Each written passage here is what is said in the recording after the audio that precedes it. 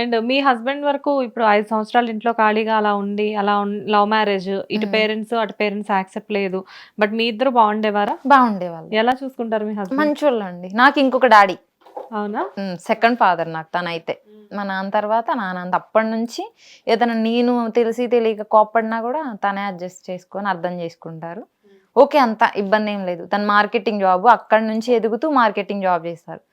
అప్పట్లో అయితే తక్కువే శాలరీ వచ్చేది, ఒక 10K అట్లా. ఇప్పుడు 35, 50 దాకా వస్తుంది అటు ఇటు. ఇప్పుడు అత్తయ్య మామయ్య అందరం బాగానే ఉంటాము. హస్బెండ్ వాళ్ళు మార్కాపురం, అయితే ప్రాపర్ గుంటూరులో సెటిల్ అయిపోయారు వాళ్ళు. సరే, పెళ్ళై ఇప్పుడు 5 years దాటిపోయింది ఆల్మోస్ట్. 8 అండి. 8 years. మరి పిల్లలకి ప్లాన్ చేయలేదా? అంటే 5 years అప్పుడు అనుకున్నాము. ఓకే, అంత ప్లాన్ చేసుకొని కన్సీవ్ అయ్యాను నేను. సూపర్. కన్సీవ్ అయ్యాను. ఇంకా 5 years అయింది కదా, ఫస్ట్ వద్దు అనుకున్నాం. ఎందుకంటే మళ్ళీ నాలాగే నేను అవమానం పడినట్టు పిల్లలు పడతారు కదా, నిన్నే తీసుకెళ్ళలేదు ఈ పిల్లలు ఎందుకని అంటారు. అందరు ఒప్పుకున్నా కానీ ఆగాం మేమే, చూద్దాంలే నిదానంగా. ఇప్పుడు కనీసం అంత తొందరపడి అలా ఏముంది, ముందే పిల్లలు పుట్టుంటే అందరూ మీ మీద కంటే కూడా వాళ్ళ మీద ప్రేమ ఎక్కువ ఉంటది కదా. కాస్ట్ మ్యారేజ్ మా అమ్మ అసలు ఒప్పుకోవట్లేదు. దానివల్ల ఇంట్రెస్ట్ లేదు నాకు. మా ఇప్పుడు ఎలా ఉంటదంటే, మా అమ్మని చూసాను నేను, నాకు జరిగిన అవమానం నా పిల్లలకి జరిగితే నేను తీసుకోలేను. అందుకని నేను కనేసి ఇప్పుడు వాళ్ళని ఎవరైనా, ఇప్పుడు మీ అమ్మ ఎట్లా చేసుకుంది అలా అంటారేమో, ఒప్పుకొని అందరిలో మంచి కోడలు మంచి కూతురు అన్నప్పుడే నేను పాత కష్టాలు వదిలేను గతం అలా అనుకున్నప్పుడు ప్లాన్ అసలు ఆగుదాం అనుకున్నాం 5 years. ఒక హోన్ హౌస్ అంతా తీసుకున్నాక అనుకున్నాం. అంతా బాగుంది. మా అత్తయ్య వాళ్ళు తీసుకెళ్ళిపోయారు. చిన్నగా మా అమ్మ మాట్లాడుతుంది, అంతా ఓకే సెట్. మా బ్రదర్ వచ్చి వెళ్ళడం ఇలా చేస్తున్నాడు, కొంచెం దూరం మాకు మా మమ్మీకి. అంటే మా అత్తయ్య వాళ్ళు ఒప్పుకున్నాక వాళ్ళ దగ్గర ఉండాల్సి వచ్చింది నేను వెళ్ళి. ఇంకా కలిసి ఉండడంతో కొంచెం అప్పటి వరకు అమ్మకి దగ్గరలో ఉన్నా పలికేది కాదు, దూరం నుంచి రోడ్డు మీద చూసేది, చూసి చూడనట్టు వెళ్ళిపోయేది. అయితే ఇంక అక్కడ నుంచి వెళ్ళిపోయి అటు ఉన్న తర్వాత చిన్న చిన్నగా మాట్లాడుతున్నా, ఓకే మంచిగా ఉంది కోడలు, అట్లా ఇట్లా మాట్లాడుకోవడం అవన్నీ తెలిసినాయి మా అమ్మకి, చెప్తారు కదా. ఇంకా అమ్మ వాళ్ళ ఇంటికి అప్పుడప్పుడు వస్తూ వెళ్తూ ఉండేదాన్ని. నాకు తమ్ముడు సపోర్ట్ బాగా చిన్నప్పటి నుంచి. మా డాడీ మా డాడీ చనిపోయిన వాడి మీద చెయ్యేసి ఇంకా వీడు నేను వీళ్ళకి మేమే, మా చెల్లి పెళ్ళి అయిపోయింది కదా, వీడు ఉన్నాడు కదా, ఇలా వాడి మీద చేసి అదే చెయ్యి ఇంక అట్లాగే గుర్తొచ్చింది. నాకు ఏ ప్రాబ్లం వచ్చినా, నాకు ఎంత బాధ వచ్చినా వాడి మీద చేస్తా, వీడు ఉన్నాడుగా నాకు. ఇలా బుడ్డోడు ఉన్నాడు, ఆ బుడ్డోడే కళ్ళలో మెదిగేవాడు, ఆ వైట్ క్లాత్ కట్టుకొని. ఆ డాడీ చనిపోయినప్పుడు అక్కడ తిరిగి ఇలా చేస్తే వాడి మీద చేయగానే నాకు అంతమంది అన్న మాటలు కూడా బాధ వేయలేదు నాకు. ఇద్దరు సిస్టర్స్ లో తమ్ముడికి ఎక్కువ ఇష్టం? మీరే ఇష్టమా? అక్క అని పిలవడు, మాయ అంటాడు. కానీ అక్క అని పిలువు అని బతిమలాడేదాన్ని, పిలవడు, మాయ అంటాడు వచ్చి. అయినా కానీ ఓకే. తను ఎదిగాడండి, ఒక 15 ఏళ్ళలో ఏమో అట్లా అట్లా తెలియకుండా 10th చదవడం అట్లా అయిపోయింది. ఇంటర్మీడియట్ కల్లా అసలు సరిగ్గా బాగా ఎదిగాడు అసలు. కన్సీవ్ అయ్యాను అన్నారు, కన్సీవ్ అయిన తర్వాత ఏమైంది మరి? పిల్లలు కన్సీవ్ అయ్యాను, అది చెప్దాము అమ్మ వాళ్ళకి అందరికి అని అనుకుంటున్నాము. కొంచెం అంటే వీక్గా ఉంది బేబీ అని చెప్పారు అప్పటికే. అప్పుడు జాగ్రత్తగా తీసుకుంటున్నాము, అంతా బాగుంది. అయితే ఇలా ఇంకా బ్రదర్ని ఆ రోజు రమ్మని చెప్పా, మామూలుగా మాట్లాడదాం, వీడికే ఫస్ట్ చెప్దాము, ఇట్లా ఉన్నాను కదా, వాడు హ్యాపీగా తీసుకుంటాడు మేనమామ కదా అని ఫస్ట్ ఆడికి చెప్పి అమ్మకి చెప్దామని ఆ రోజు సండే రమ్మన్నా. జిమ్కి వెళ్ళి వచ్చాడు వాడు. వస్తే అప్పుడు నాకు ఏదో సరదాగా మేము తలకి ఆయిల్ అట్లా పెడతా ఉంటా అనమాట. ఆయిల్ పెట్టాను, నెయిల్స్కి వచ్చాయి, అది అని కాసేపు జోక్స్ వేసుకున్నాం, నవ్వుకున్నాం. సండే ఆ రోజు సరే అమ్మ చికెన్ వండింది, నేను ఇప్పుడు వెళ్తున్నా, మళ్ళీ అమ్మ చికెన్ వండింది కదా, అమ్మ చికెన్ తెస్తాను అంటే మా హస్బెండ్ ఏదో బయట పని ఉండి వెళ్ళారు. ఒక 2 hours స్పెండ్ చేశా తనతో నేను ఆ రోజు. తక్కువ మాట్లాడుకోము కానీ బాండింగ్ బాగుంటుంది. ఆ రోజు ఎక్కువ మాట్లాడుకున్నాం, చాలాసేపు మాట్లాడుకున్నాం. సరే వెళ్ళాడు, నా దగ్గర 12 నుంచి 3కి వెళ్ళాడు. వెళ్ళి నేను 6:30కి అట్లా నేను మళ్ళీ జిమ్కి వెళ్ళాలి, అప్పుడు నీకు చికెన్ కర్రీ చేస్తా, అమ్మ చేసింది తిందు కానీ అంటే, నేను వెయిట్ చేస్తారా, నేను చపాతీ చేస్తా అని చెప్పాను. వెళ్ళాడు. ఇంకా హస్బెండ్ వచ్చారు, దానికి చపాతీ చేసి నార్మల్ కర్రీ చేసి పెట్టా. వాడే వస్తాడులే, ఫోన్ చేయకూడదు కదా మగ పిల్లడు, కానీ చేయలేదు. అయితే నాకు 7:30కి వాడి దగ్గర నుంచి ఫోన్ వచ్చింది. ఫోన్ ఎత్తాను, ఎత్తి మా హస్బెండ్ అక్కడ ఉన్నారు. నేను ఏదో అంటిస్తూ పౌచ్కు దేనికో కుందన్స్ అంటిస్తున్నా కూర్చొని. అంటిస్తూ సరదాగా కబుర్లు చెప్పుకుంటూ మాట్లాడుకుంటున్నాము. అక్క మనీకి యాక్సిడెంట్ అయిందంటే, ఈ కబుర్లు ఎప్పుడు చెప్తారులేరా, మీరు ఇసుకిచ్చమాకండి, ఫోన్ పెట్టేయని చెప్పి పెట్టేసి, ఇంతకుముందు అలా గతంలో సరదాగా చెప్పిస్తాడు, వచ్చిద్దా రాదా అని, మీ తమ్ముడు పోలీసుల దగ్గర ఉన్నాడు, మీ తమ్ముడు అక్కడ ఉన్నాడని వీడి ఫోన్ వాళ్ళ ఫ్రెండ్స్ తీసుకొని చెప్తారు. ఒకసారి అలాగే సీరియస్గా వెళ్తే ఏం లేదు, సరదాగా అక్కడికి వెళ్ళగానే చిన్న రింగ్ ఒకటి కొనుక్కొచ్చి అది ఇచ్చారు. ఇలా కదా అని చెప్పి చెత్త వేసాలి మాకంటే పూర్ణాన్ని, మా తమ్ముడు వాళ్ళ ఫ్రెండ్ ఉన్నాడు, వాడు నాకు కొంచెం క్లోజ్ అనమాట. పెట్టారాను విస్కీ మాకు అని చెప్పేసి ఫోన్ పెట్టేశా. మళ్ళీ చేస్తున్నాడు, విస్కీ మాకు పూర్ణ, వాడికి ఫోన్, వాడి సంగతి చెప్తా నేను అంటున్నా. అంటే యాక్సిడెంట్ అయిందక్క, నమ్మవేందక్క అంటే ఆడు చికెన్ తెస్తా అన్నాడులే, చికెన్ ఎగ్ కొట్టడానికి వేషాలు వేస్తున్నాడు అని చెప్పి ఫోన్ కట్ చేస్తున్నా. ఇంకా లాస్ట్లో అక్క చనిపోయాడక్క, మణిగాడు లేడక్క, నువ్వు వస్తావా రావా అసలు ఇప్పుడు అని చెప్పేసి అన్నాడు అనమాట. అంటే అప్పుడు కూడా ఎందుకు ఇలాంటివి చెప్తున్నారు మీరు అని చెప్పి అప్పుడు కూడా కోపంగా అరిచా గట్టిగా, పిచ్చి నాటకాలు అయ్యి మాకేం మాటలు రావి, టైం ఎంత అవుతుంది, ఈ టైంలో ఆదివారం పూట అమ్మవాస ఆ రోజు, ఏం మాటలు రావు అని అరిచా గట్టిగా. అరిస్తే నిజంగా అక్క లేడక్క, చనిపోయాడు, నువ్వు రాక్క, హాస్పిటల్లో ఉన్నాడు, అమ్మకి చెప్పలేదు, అమ్మకి చెప్తే అమ్మ ఏమన్నా అయిపోయిద్దేమో, నువ్వు రాక్క అన్నాడు. వెళ్ళాను, వెళ్ళి చూసేసరికి అమ్మ ఏడుస్తుంది. నాకు ధైర్యం చేసి వెళ్ళలేకపోయాను నేను. తమ్ముడు మామూలుగా తను నాకు చాలా ఇష్టం. అదే చికెన్ వేస్తానని చెప్పి నేను వెళ్ళినోడు అమ్మతో అన్నం తిన్నాడంట. మళ్ళీ వస్తామా, వేరే వాళ్ళకి అమౌంట్ ఇచ్చి రావాలి, మా ఫ్రెండ్ వాళ్ళ అమ్మకి ఏదో జ్వరం బాగాలేదు అని చెప్పారంట. ఇప్పుడు ఆ యాక్సిడెంట్ అవడం అది నిజమేనా అయితే? నిజమే. అంటే అంతకుముందు జోక్ చేసినందువల్ల నేను అది కూడా జోక్ అని కొట్టేసా. వీళ్ళు ఇలా చెప్పిస్తారు కదా. తమ్ముడు లేడా? లేడు, చనిపోయాడు. నేను వెళ్ళేసరికి స్ట్రెచ్చర్ మీద ఉన్నాడు. నేను అప్పటి వరకు తల అలా చేశాను కదా, వెళ్ళి తలలో చేయి పెట్టేసేటప్పటికి ఇంత లోపలికి కట్ అయిపోయింది తల. నాకు ఫింగర్స్ బాగా పొడవు ఉంటాయి.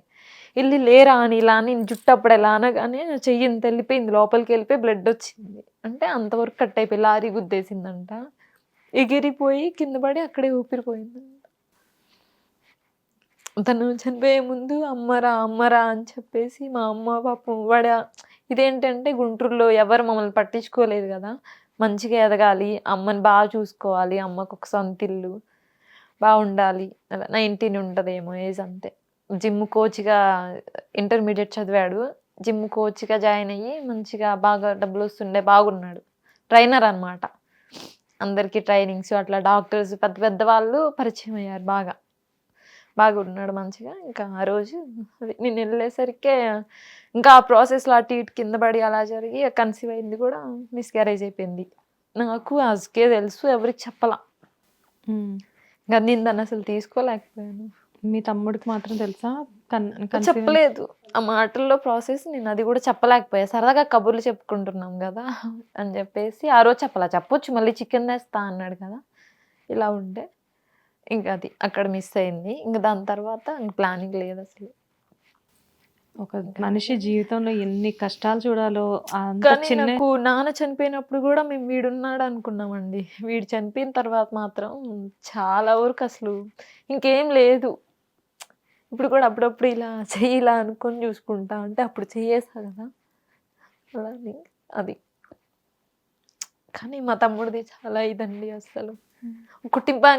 కుటుంబానికి జరగకూడదంతా మా కుటుంబంలోనే జరిగింది. జనాలు అనుకుంటారు డబ్బు లేకపోతేనే బాధలు ఉంటాయి అనుకుంటారు, మాకు డబ్బులు ఉన్నాయి కానీ ఇది డబ్బుకి బాధలకి సంబంధం లేదు. మా అమ్మ బాగా సంపాదించింది, మా అమ్మ వాళ్ళకి ఇప్పుడు కూడా మనీ పరంగా, కానీ అనుభవించే వాళ్ళు ఎవరు ఉన్నారు? అమ్మ ఒక్కతే. ఇప్పుడు అమ్మ అయితే అసలు అమ్మ తీసుకోలేకపోయింది. ఇంకా 35 yearsకి హస్బెండ్ చనిపోవడం, 45 వచ్చేటప్పటికే ఇలా కొడుకు కళ్ళ ముందు పెళ్లి చేయాల్సిన కొడుకు చనిపోతే అది చాలా ఘోరంగా ఉంటుంది. అది నేను కూడా తీసుకోలేకపోయా. ఇంకా దాని దగ్గర నుంచి బాగా అసలు ఇదైపోయాను. ఒక 2 years అయితే ఎవరితో మాట్లాడడం అలా ఏం లేదు కాదు.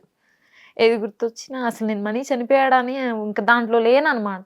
మెంటల్గా ఏం అవ్వలేదు కానీ నాకు వాడు వస్తున్నట్టు, వాడు నాతో మాట్లాడుతున్నట్టు. మా అమ్మ ఒక్కతే ఉంది, మా పాప మా అమ్మ దగ్గరికి వెళ్ళు మా నువ్వు.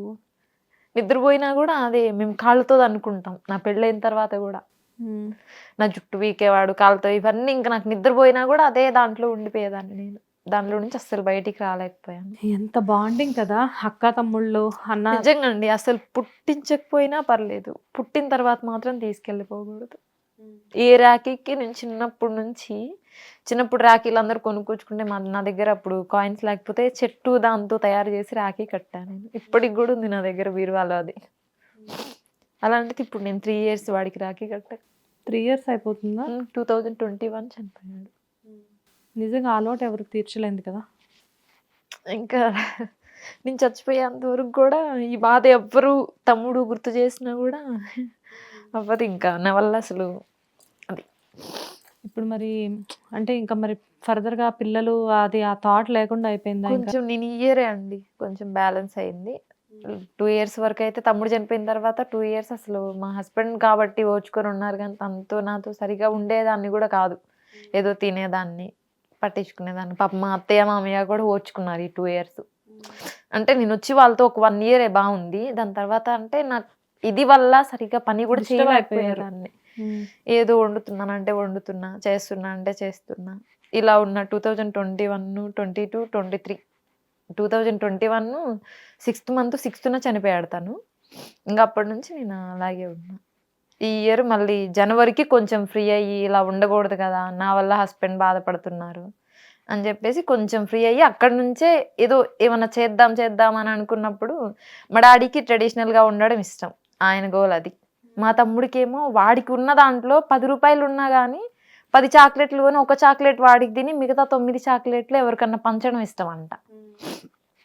అలా ఇష్టం కాబట్టి ఇప్పుడు వీళ్ళు చనిపోయారని ఎందుకు అనుకోవాలి నేను? వీళ్ళు చేయలేనివి నేను చేస్తే ఓకే కదా. అలాగంటే హెల్పింగ్ ఎవరికి చెప్పుకోకూడదు. నేను నా వీడియోస్లో పెట్టను. నాకు వచ్చే ఇప్పుడు నాకు ఎట్లా అంటే ఇంత అని చెప్పని అమౌంట్ అయితే వస్తుంది. నాకు వచ్చే దాంట్లో నాకు ఖర్చులకి తీసుకుంటాను, సరిపోను ఎక్కువ. డ్రెస్సులు కూడా ఆ రేంజ్లో వేసుకోవాలి, ఈ రేంజ్లో వేసుకోవాలి ఏం లేదు. 300 టాప్ కూడా వేసుకుంటా నేను, 500 శారీ కూడా కట్టుకుంటా. కానీ నా లిమిట్కి తగ్గట్టు వేసుకొని మిగతాయి మా తమ్ముడు పేరు మీద కానీ డాడీ పేరు మీద కానీ ఎవరికైనా ఒక 100 మందికి ఫుడ్ పెట్టించడం. సూపర్, మంచి. ఇంకా నాకు అలా మనీ ఉన్నాడు అని ఫీలింగ్ ఉంటది. ఇప్పుడు ఆ 100 మంది పిల్లలు ఉంటారు కదా, వాళ్ళు తింటే వీడు హ్యాపీ కదా, అలా చేపిస్తాను అనమాట. ఎక్కడన్నా కానీ సరే అవి మాత్రం బాగా చేపిస్తా. ఇప్పుడు ఆ ఫోన్ మీద ఉంది మీ తమ్ముడే కదా? తనే. ఇది వాడి ఫోనే అండి. ఆ ఫోన్ ఏదో ఒకసారి చూపించండి. ఓకే, బాగున్నాడు మీ తమ్ముడు కూడా. అలానే ఉంటాడు. అంటే వాడు చనిపోయిన తర్వాత వాడి మొబైల్ అసలు ఇది సరిగా వర్క్ అవ్వదు కూడా, కానీ నాకు ఇది వాడుతుంటేనే ఇష్టం. నాకు ఇది ఉంది బట్ అయితే కానీ దీన్ని పక్కన పెట్టుకొని పడుకుంటే హ్యాపీ. అదేలే, తమ్ముడితో ఉన్న ఫీలింగ్ తన మొబైల్ వాడుతుంటే. తను వాడిన ఫోన్ కదా అది? అవును, చాలా ఇష్టం. బాగా పబ్జీ ఆడేవాడు. అంటే తన ఐఫోన్ కొన్నాడు. 2021కి ఐఫోన్ కొన్నాడు, మంచి బైక్. కానీ దేవుడు ఉంచలేదు. రాజాలాగా బతికి ఎంజాయ్ చేసే కరెక్ట్ టైం వచ్చి ఫ్యామిలీ అంతా మంచి సెటిల్ అయింది అనుకునే టైంకి ఒక్కొక్కళ్ళు దూరం అయ్యారు. అవును, అంతే. నిజంగా లైఫ్ లో నిజంగా చాలా కష్టాలు చూసేసావు కదా చిన్న వయసులోనే. చాలా అండి. నిజంగా ఇట్లాంటి బాధలు ఎవరికి రాకూడదు. నేనైతే దేవుణ్ణి అదే కోరుకుంటా.